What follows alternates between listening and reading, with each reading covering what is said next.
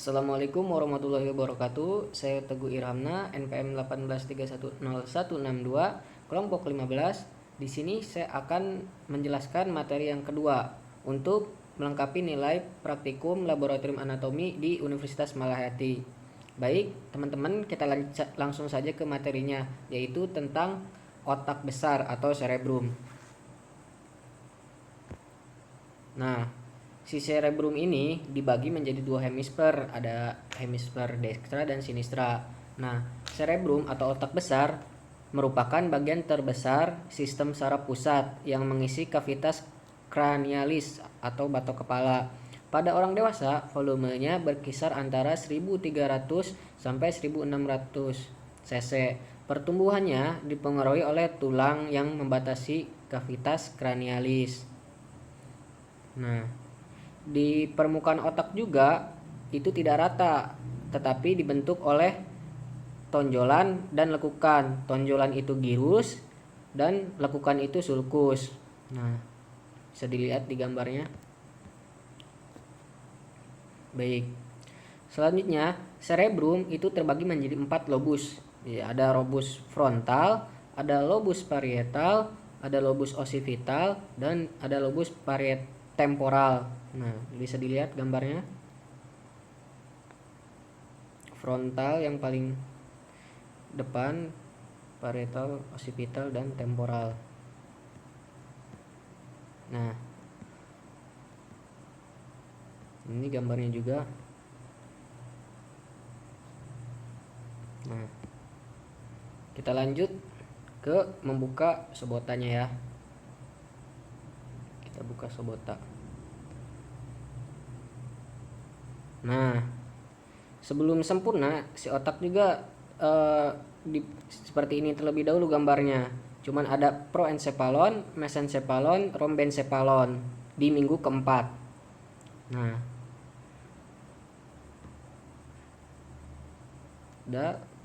lalu ke minggu kelima dia sudah banyak strukturnya. Dalam minggu kelima ini bagian-bagian prosemphalon yang terletak di sisi kanan dan kiri garis tengah membesar dan membentuk telencephalon yang akan membentuk hemispherium cerebri. Nah, tadi. Selain itu di encephalon turut berasal dari proencephalon. Ventriculus tertius berevolusi di antara diencephalon dan mesencephalon. Nah,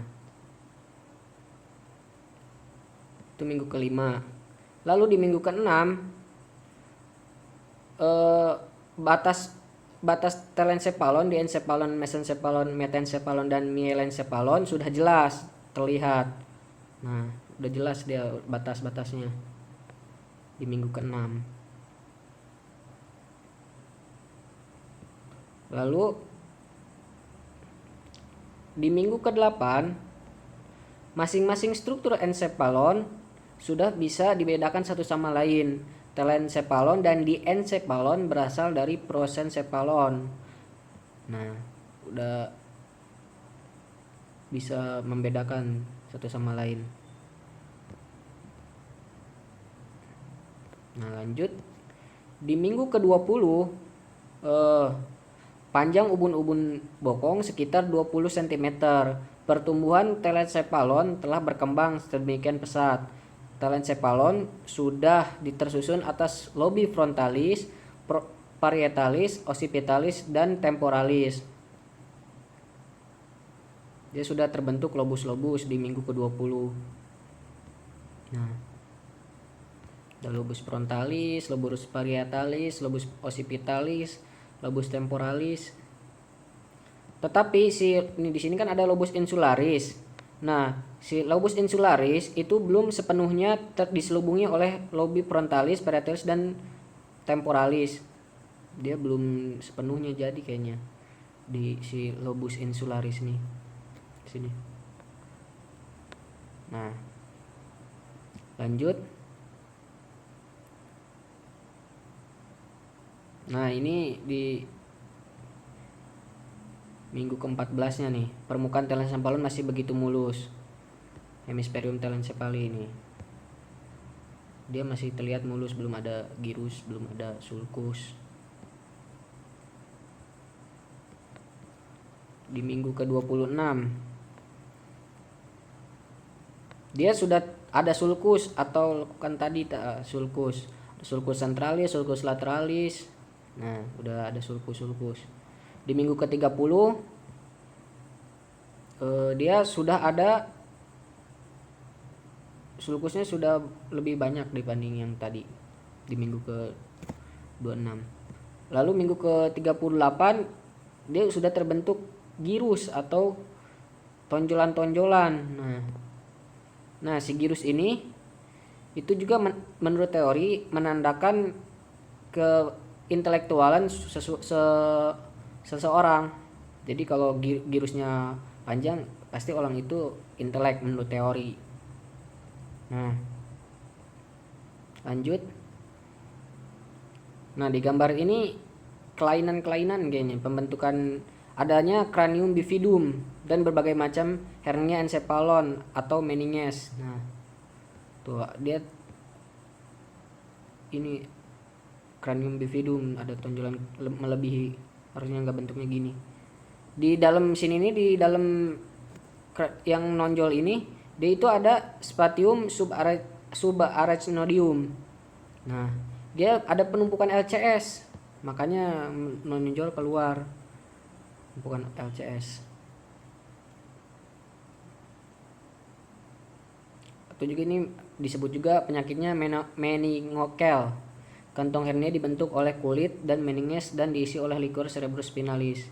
Nah, kalau yang ini defek cranium di daerah foramen magnum, yaitu biasanya meningoencephalokel, yaitu kantong hernia terdiri atas bagian cerebellum yang mengalami prolaps dan ditutupi oleh meninges dan kulit. Nah, yang gambar terakhir ini yang D, yaitu meningohydrocephalokel.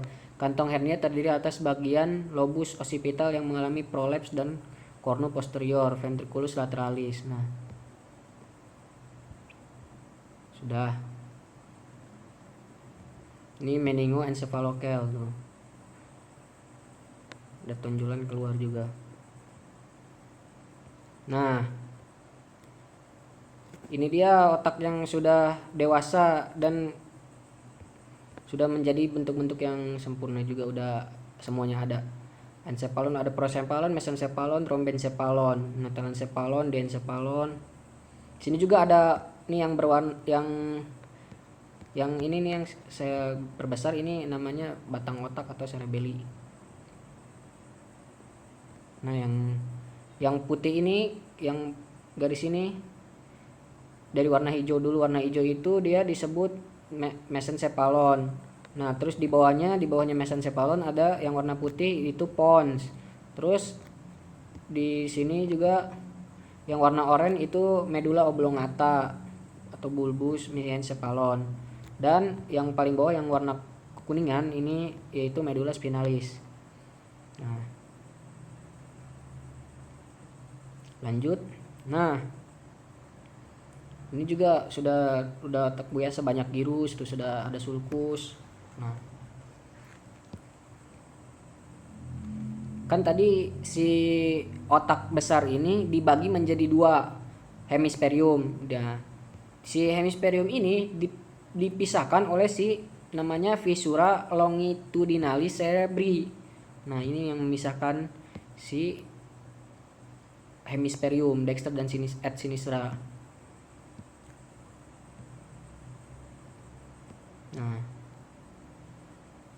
ini sudah terbentuk. Lanjut. Nah, ini girus-girus. Nama-nama girus bisa dibaca sendiri, ada girus frontalis medius, ada girus frontalis inferior, banyak girus-girus, sudah banyak girusnya dia. Lanjut ke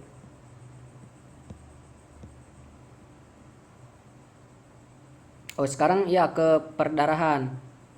Nah, kita balik lagi ke atas ya, kita ke perdarahannya.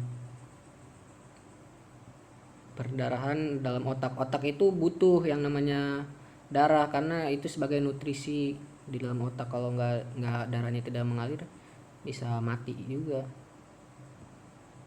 Nah, dari jantung kan pasti memompa ke otak ya, dari arteri karotis komunis, ada arteri karotis eksterna dan karotis interna. Nah, yang ke otak itu arteri karotis interna. Terus ke arteri karotis interna kan, nah di arteri karotis interna ini menyebar ke arteri-arteri yang ada di cerebrum. Ada arteri cerebri anterior, ada arteri cerebri media, karotis interna, cerebri posterior. Nah, pokoknya yang menyebar ke arteri-arteri yang ada di cerebrum. Tuh. Dan vena juga nih. Ya, vena dari vena jugularis bermuara-muara juga ke otak. Sudah. Selanjutnya kita akan membahas juga yaitu area Brodmann. Nah, area Brodmann sebentar.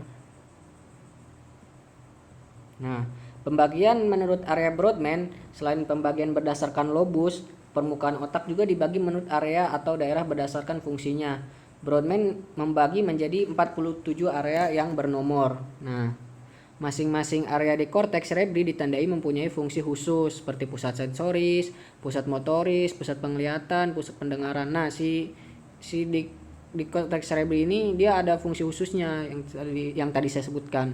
Nah, pembagian area Brodmann kan tadi ada 47 area. Bisa dilihat. Ada sensoris, ada motoris, ada nomor-nomornya juga. Nanti saya kasih tahu. Nah, yang pertama lobus frontal, bagian depan. Dia itu sebagai pusat motoris. Area Brodmann-nya dia nomor 4 sampai 6. Bisa kita lihat area frontalis 4 sampai 6. 4 dan 6 maksudnya. Nah, 4 dan 6 dia itu di frontalis sebagai pusat motoris yang berwarna pink. 4 6 sebagai pusat motoris area Brodmann-nya. Terus ada pengatur sikap mental. Area Brodmann-nya 9, 10, 11, 12. Bisa dilihat lagi ke yang atas tadi. Nah, terus ada pengatur bicara motoris. Ada area Brodmann-nya 44 sampai dan 45. Nah, terus ada juga ini terlihat dari tampak bawah dan tampak samping lobus frontalnya. Ya. Lalu ada juga lobus parietal. Dia fungsinya ada pusat sensoris. Area Brodmann-nya 1, 2, dan 3. Nah, ini lobus parietal. Dia nomornya ada untuk sensorisnya area Brodmann-nya 1, 2, 3. Terus dia juga bisa sebagai fungsi pengertian bahasa. Nah, area Brodmann-nya 39 dan 40. Terus kita lanjut ke lobus occipital. Nah, yang berwarna merah nih ditandai lobus occipital. Nah, di lobus occipital itu ada pusat penglihatan. Area Brodmann-nya 17, 18, 19. Terus yang terakhir juga ada lobus temporal. Dia itu pusat pendengaran dan juga bisa juga pusat memori. Nah, lobus temporal. Oke. Area Brodmann-nya untuk pusat pendengaran 41 dan 42. Sudah. Lalu ada gangguan fungsi komunikasi manusia berdasarkan kelainan di berbagai area cerebrum. Nah, ada aphasia sensoris. Dia gangguan pendengaran akibat kerusakan korteks pendengaran. Terus ada aphasia motoris, gangguan fungsi bicara karena kerusakan di area Brodmann 44 dan 45. Nah, terus ada juga aphasia konduksi, gangguan komunikasi akibat kerusakan hubungan di antara korteks pendengaran sensoris dan pusat bicara motoris. Terus ada anomic aphasia dan ada alexia bisa dibaca. Ya.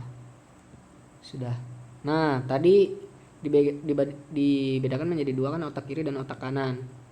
Bisa dibaca juga. Pokoknya untuk otak kiri itu dia biasanya untuk kecerdasan dan otak kanan itu dia cenderung ke kreativitas. Nah, otak kiri bertugas mengontrol sisi tubuh sebelah kanan dan sebaliknya otak kanan. Nah, kelumpuhan tubuh di bagian kanan dirasakan. Terus ada juga sistem limbik, dikenal juga sebagai emotional brain. Dia terdiri dari talamus, hipotalamus, amigdala dan hipokampus. Nah, si talamus ini dia sebagai aktivitas sistem motoris, sensoris, dan fungsi luhur manusia, itu talamus. Terus kalau hipotalamus dia untuk pengaturan metabolisme, pertumbuhan, dan reproduksi. Kalau amigdala dia itu komponen sistem limbik yang berperan dalam proses memori, emosi, dan pengendali rasa takut. Selanjutnya ada hipokampus. Hipokampus itu dia untuk proses belajar dan memori. Jadi untuk mengingat, mengubah memori jangka pendek menjadi lebih permanen, proses recall memori memunculkan kembali informasi yang telah disimpan sebelumnya gitu. Baik, selanjutnya saya akan ke klinisnya. Biasanya pada otak itu dia kebanyakan ada yang terkena stroke. Nah, stroke ini yaitu apa sih stroke itu? Saya bacakan definisinya. Stroke. Nah, stroke itu adalah suatu sindrom yang ditandai dengan gejala atau tanda klinis yang berkembang dengan cepat berupa gangguan fungsional otak maupun global yang berlangsung lebih dari 24 jam. Nah, si stroke itu dibagi menjadi dua. Ada stroke iskemik dan stroke hemorrhagic. Nah, kalau si stroke iskemik atau TIA, tension ischemic attack, itu dia paling sering dibanding dengan stroke hemorrhagic. Nah, sekitar 80 sampai 85 stroke iskemik itu. Sedangkan stroke hemorrhagic itu cuma 15 sampai 20%. Tetapi kalau pada stroke iskemik itu angka kematiannya lebih sedikit dibanding stroke hemorrhagic.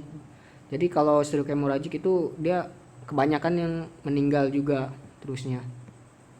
Nah, mungkin cukup sekian materi yang dapat saya sampaikan. Kurang lebihnya mohon maaf. Apabila ada kesalahan tolong dimaafkan. Bila taufik wal hidayah. Wassalamualaikum warahmatullahi wabarakatuh.